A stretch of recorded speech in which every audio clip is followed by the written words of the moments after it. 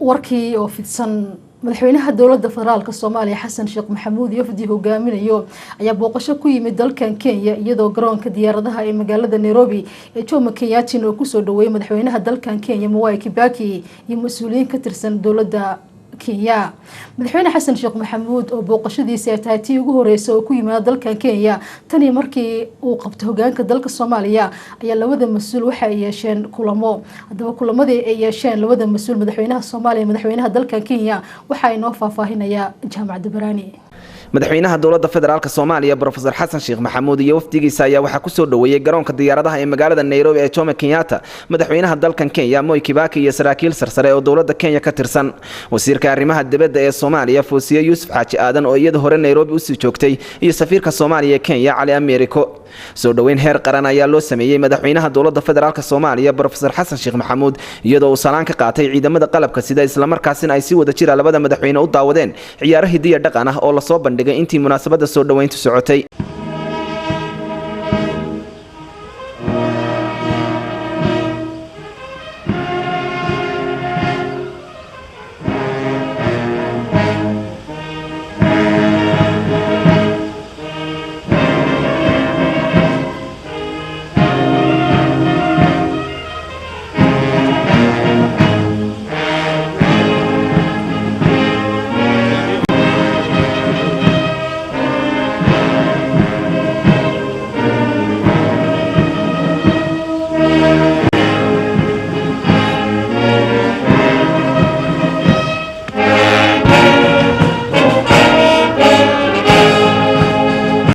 intaasi kadib labada madaxweyne ayaa isu raacay dhinaca aqalka madaxtooyada dalka Kenya halkaasi oo madaxweyne Professor Xasan Sheekh Maxamuud uu kulan kula qaatay madaxweynaha dalka Kenya Mwai Kibaki.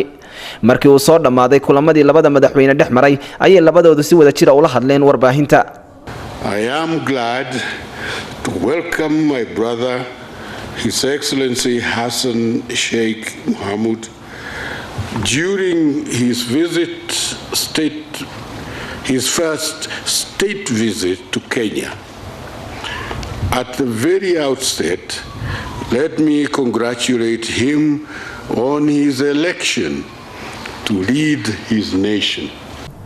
madaxweynaha Kenya Mwai Kibaki ayaa sheegay inuu ku faraxsan yahay inuu ku soo dhaweeyo dalkiisa madaxweyne Xasan Sheekh Maxamuud oo tan iyo markii la doortay markii ugu horeysay soo booqday dalkan Kenya waxaana madaxweyne Kibaki uu madaxweynaha Soomaaliya ugu hambalyeeyay doorashadii loo doortay inuu dalkiisa hogaamiyo.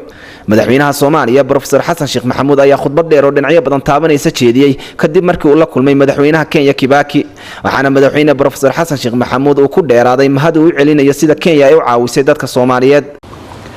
I'm very pleased and honored to come to Nairobi and to meet His Excellency President Kibaki to discuss on bilateral relations and our mutual interest. Somalia is very grateful for the unwavering support from Kenya to the people of Somalia, in particular for sending its troops to Somalia to eliminate the threat of Al-Shabaab and hosting Somali refugees in this great country. Somalia is emerging from a very long, difficult period, and we are now moving away from chaos, instability, extremism, piracy, to an era of peaceful and development.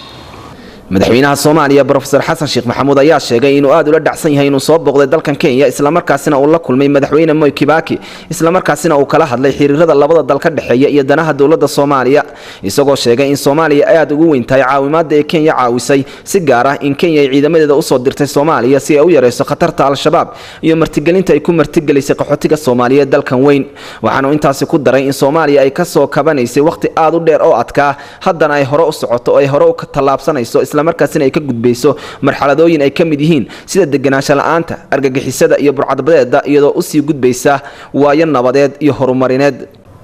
Soomaalida ku dhaqan dalkan Kenya ayaa si weyn uga wardhowrayay socdaalka madaxweynaha Soomaaliya Professor Xasan Sheekh Maxamuud ku yimid dalkan Kenya iyo waxyaabaha ka soo bixi kara kulamada uu la qaadanayo madaxda Kenya maadaama dhawaan ay soo bixin warar sheegaya in Soomaalida ku dhaqan Nairobi loo celin doono xeryaha qaxootiga ee Kenya ku yaala. inkastoo madaxweynaha Soomaaliya Xasan Sheekh Maxamuud uusan si toos ah arintaas uga hadlin haddana madaxweynaha dalkan Kenya Kibaki ayaa khudbadiisa maanta ku soo daray in labada dawladood ay ka wada shaqayn doonaan in Soomaalida ku jirta xeryaha qaxootiga loo celiyo guryahoodii. Our two governments will work together to enable the hundreds of thousands of Somali people who are living in refugee camps to return to their homes.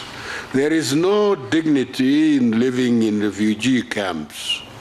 We also call on the international community to play their part.